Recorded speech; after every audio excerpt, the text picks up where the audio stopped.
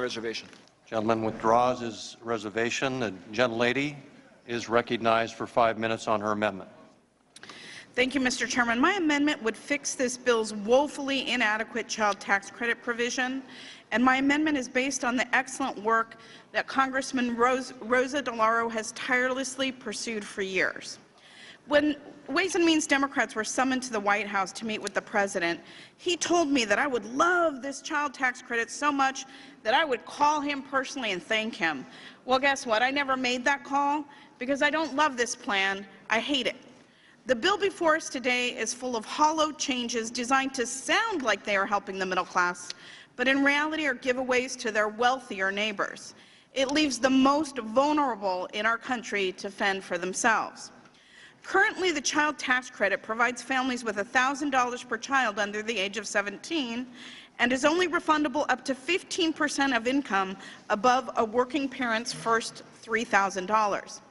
In other words, a single parent working full-time, year-round minimum wage job while taking care of 3 kids will never receive the full credit, and many low-income families will never see a dime of benefit from the child tax credit because they simply do not earn enough. Instead of improving the credit and placing it within reach for working families, Republicans would do the opposite under their proposal. While the credit would be expanded to $1,600, the restrictive eligibility requirements that prevent low-income families from claiming the credit would still remain in place, and the new quote-unquote family flexibility credit created under this bill would expire after only 5 years. Many families of enlisted military members with more than 2 children would continue to be ineligible for the full credit, and rural families as well are left behind because many do not earn enough to qualify for the full credit. Adding insult to injury, more than 4 million low-income immigrant workers would no longer be able to claim the credit for their U.S. citizen children.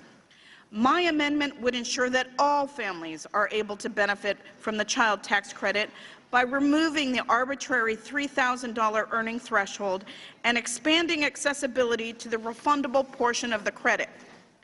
It would also target resources at the young families that need the help the most by establishing a $3,600 fully refundable tax credit for each young child under the age of 6, and accelerate the delivery of this credit to young families and ensure the size of the credit grows with inflation, because what you can buy with $1 today is not what you can buy with $1 tomorrow. This amendment ensures that the U.S. citizens in Puerto Rico who pay federal payroll taxes qualify for the child tax credit beginning with their first child, because currently they only qualify beginning with their 3rd child. The bipartisan, bicameral Congressional Task Force on Economic Growth in Puerto Rico recommended this change, and with the recent devastation we've seen there due to Hurricane Maria, this expansion of the credit is needed now more than ever. 64% of young children in Puerto Rico live below the federal poverty level. That is a crime in a country as wealthy as the United States. We need to commit to the well-being of American children both in our states and in all our territories. Finally, my amendment would make the proposed family flexibility credit permanent and ensure millions of low-income immigrant families do not lose access to the credit. This tax proposal that is before us today is stacked against working families in countless ways. But we can do one thing to truly help working families. By adopting my amendment, we can at least make sure the child tax credit helps the families that need it the most and keeps pace with increased costs over time.